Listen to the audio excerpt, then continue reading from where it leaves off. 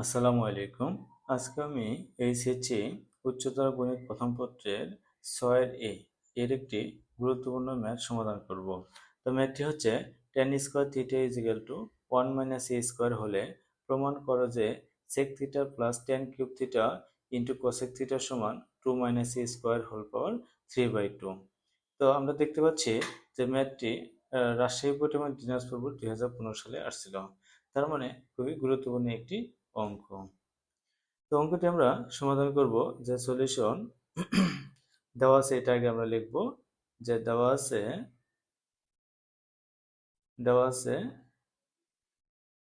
tan square theta সমান 1 minus a square.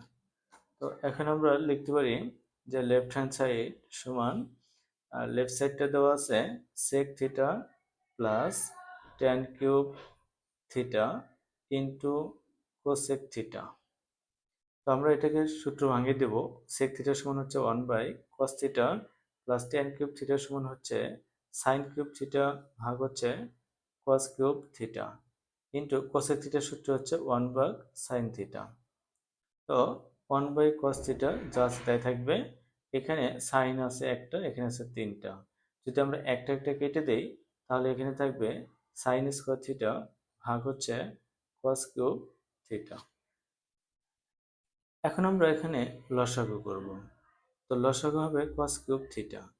তো cos এখানে আছে একটা, এখানে আছে তিনটা। তো তিনটা cos কে যদি একটা cos দ্বারা ভাগ করে দুইটা থাকবে, তার মানে এখানে থাকবে cos square theta plus cos cube থিটাকে cos কিউব থিটা দ্বারা ভাগ করলে 1 হবে।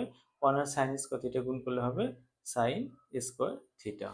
আমরা দেখতে পাচ্ছি যে sin square theta plus cos square থিটার সূত্র হচ্ছে 1।